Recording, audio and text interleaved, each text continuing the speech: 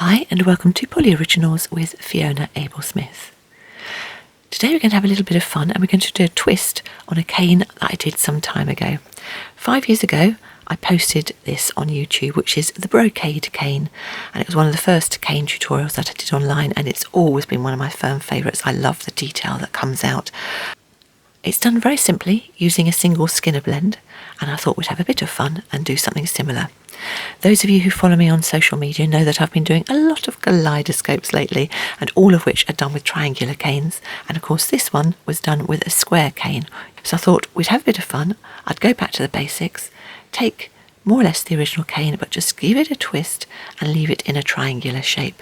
And what we get is a very nice pattern, and I will show you the bigger veneer that I do at the end of the tutorial later.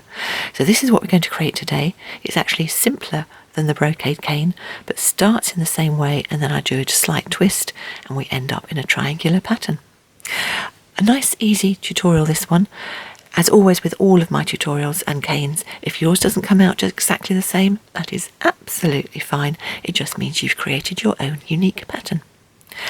All we're doing today is the cane, so there's no finished product, but I can't wait to see what you make with yours. And as you know, I have got lots of tutorials showing you how to make pendants, earrings, phone stands, bowls, and anything like that you want to make will work well with this particular cane. Not much you need in the way of equipment, so I've simply listed it all below in the details of the video along with some helpful links, and we will start by going straight in to the clay you need for today's workshop. The clay I'm using today is FIMO Soft, but all well-known and recognised brands of polymer clay will work well for this technique. The amounts I've got quite a large amount of clay here because I'm going to make a large cane, because I want to show you a big veneer when we're finished. If you don't want to do that, you can just use half of this amount. So what I've got at the moment is 1 ounce of these 3 colours, or 28 grams, and half an ounce or 14 grams of this one. We've got the white, the peppermint, the brilliant blue, and the Windsor blue. And what I'm going to do is I'm going to make skinner blends of half of those amounts. So put the blends together like that. So that's going to be a skinner blend, and that's going to be a skinner blend. If you don't wish to do a skinner blend, you can create something very simple by creating a sausage shape of the white, then put the peppermint onto a longer, thinner band and wrap it round, then the blue, wrap that round again, and then the dark blue right round the outside. So you end up with like a bullseye cane with one colour in the middle, and then you'd get to the same plug of clay that we're going to get to, whereas I'm going to do it with a skinner blend. So there's always options. The reason I've done it in 2 separate parts is because I find it easier to do smaller amounts to make a skinner blend rather than trying to do all of this together to make a skinner blend. And also because, as I show you at the end of the video, you can do a couple of variations of colours, so you don't have to have the same colour twice. So that's another reason why I've separated them out. So if you wanted to do separate colours, then you can do obviously the same amounts of these, or half this amount, and do 1 set of colours and half in another set of colours. Whatever you want to do. As with all of my tutorials, just follow along to the bits you want to and ignore the bits you don't. So the first thing I'm going to do is condition all of these clays in their separate colours and in these separate amounts. If you're unsure why or how we condition clay, then I do have a tutorial on that, and I'll put the links to that below this video, so you can have a look at that if you want to. So get all the clay conditioned and I'll bring you back and we'll start doing our blends.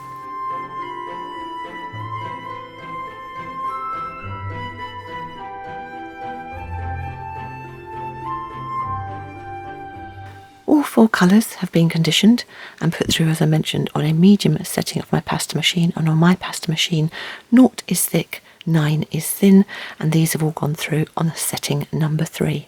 And I've made them just roughly rectangular, similar sizes, and this one's half the amount, so I've made sure it's roughly the same length but half the width.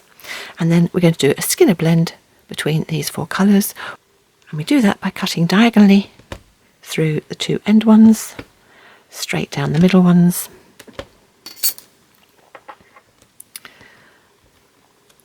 put the 2 layers together, and then these ones just lie diagonally across the other one, so that when we put it together we get a nice blend, starting with all white and then gradually moving through the colours till we get to the dark blue at the other end. So I'm just going to give them a slight roll to make sure they're adhering together slightly.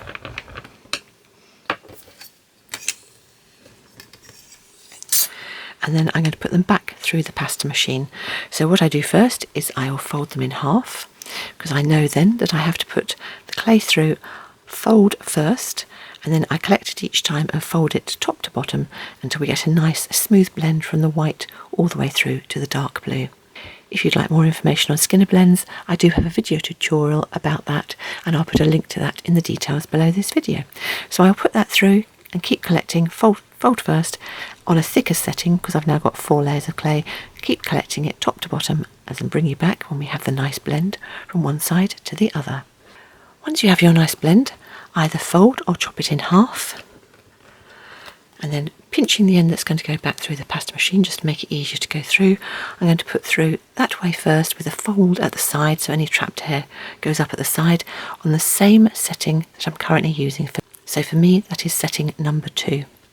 So that gives us our longer piece, and now I'm going to put it through the thinnest setting that is usable on my machine. So on my machine I can go straight down to setting number 9, which if you know that your machine shreds or tears your clay, simply go down one setting at a time until you get to your thinnest usable setting. We should end up with a nice long strip of polymer clay, and we're going to roll it up from the light end to the dark.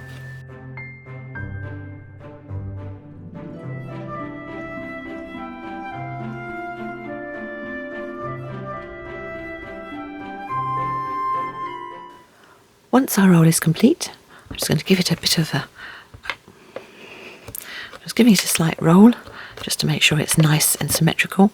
And what we need to do, if possible, is to chop this down to get nice even quarters. And the easiest way to do that, I've found, is to look either side as you're going down, seesaw your blade backwards and forwards till you get down to the bottom. Turn it the other way and repeat, so that you can see what you're doing. It's not the end of the world if they're not completely equal, so don't worry too much. And of course if it goes completely wrong, you can always just push the circle back together, give it another roll and then try again. But you want them roughly even, so they're good enough for what we're planning to do. Then one by one I'm going to take the pieces and just pull the clay up at the sides. And then very technical, we're going to squidge along the bottom just to change the shape. And we're going to do that on one, repeat on the second one. And you can either do it up in the air or down on the tile, whichever you prefer. And then those two are going to push together just along the bottom for now. And then repeat for the next two.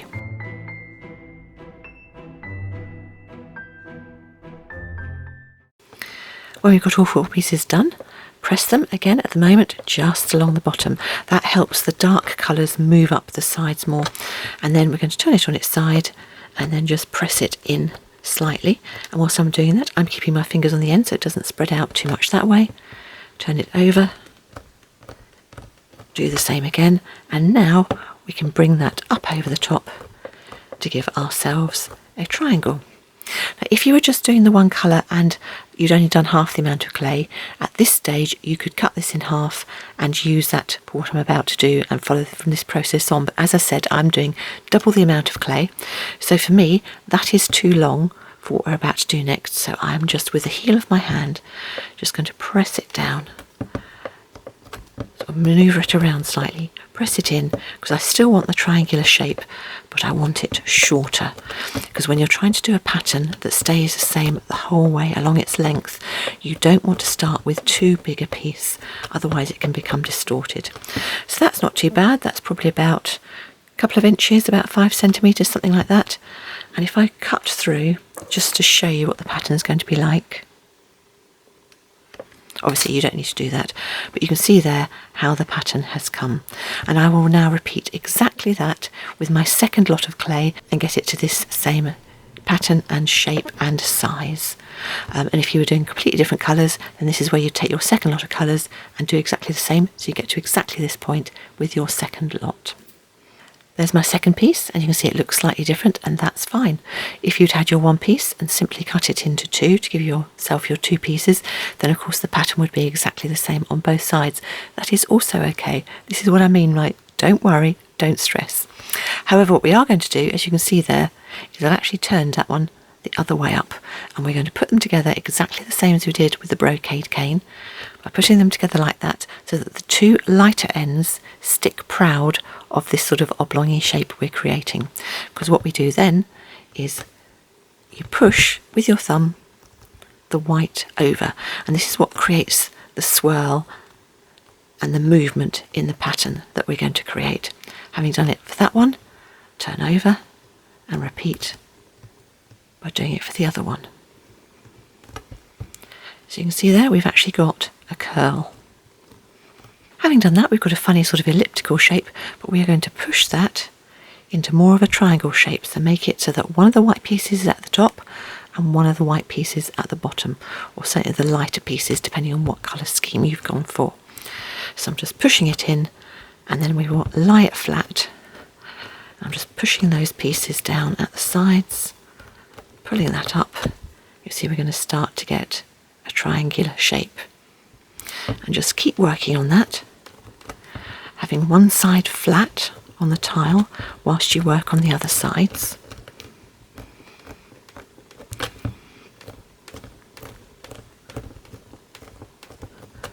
Until we really start to form a nice triangular cane with a point where the white and the blue meet up here, or obviously whichever colours you are using in your particular cane.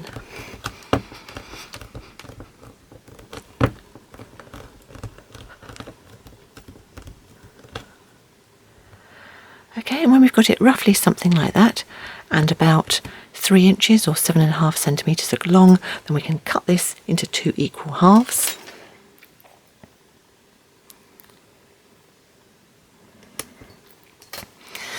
And what I'd recommend is that you turn it on its end, flip it over, and then automatically turn that one the other way up.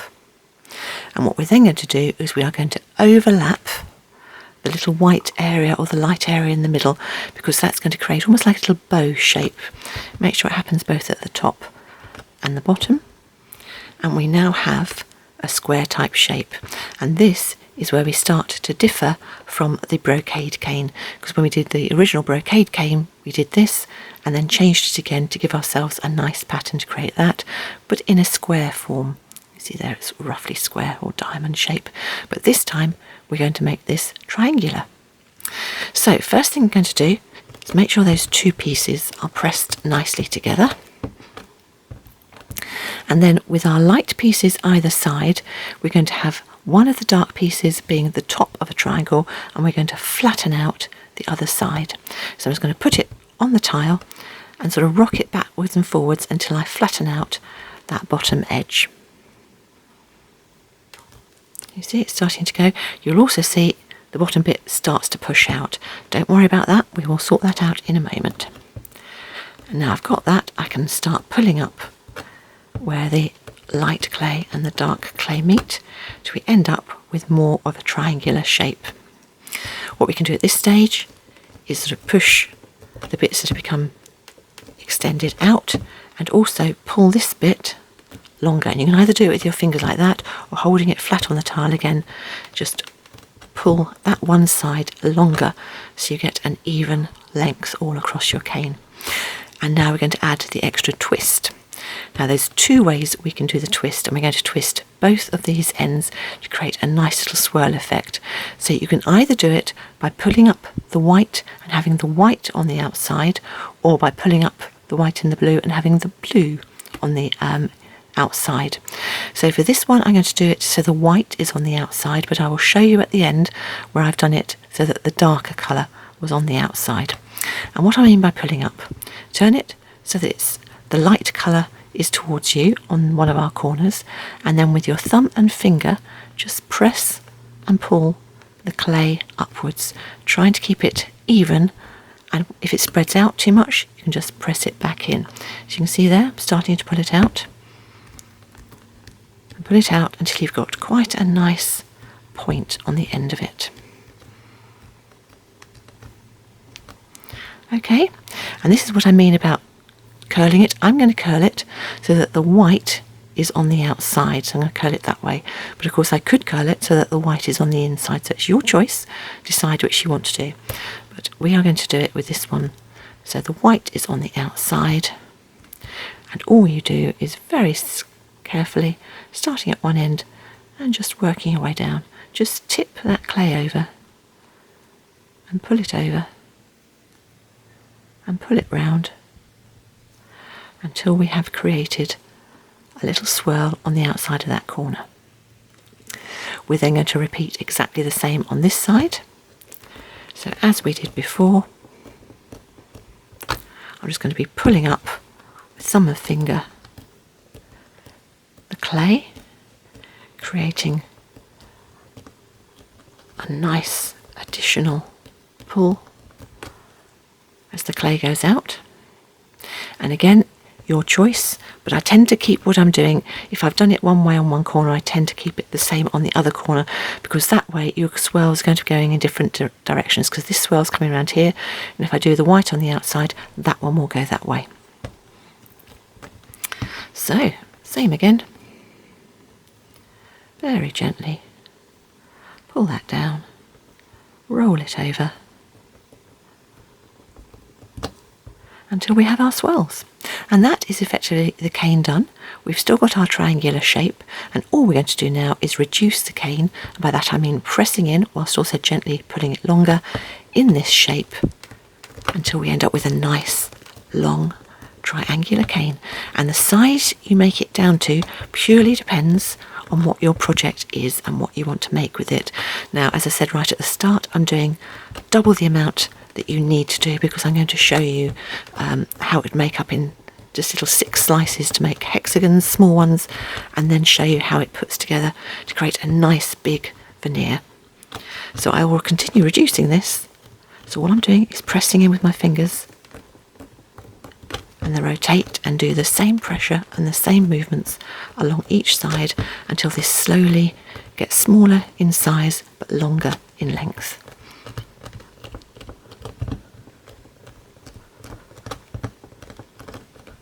And I'll bring it back when I've got it down to about 1 inch along all of these sides, or about 2.5 centimetres. I haven't quite got it down to the size I needed yet, but I was just going to chop through so you can see the patterns that we're going to get.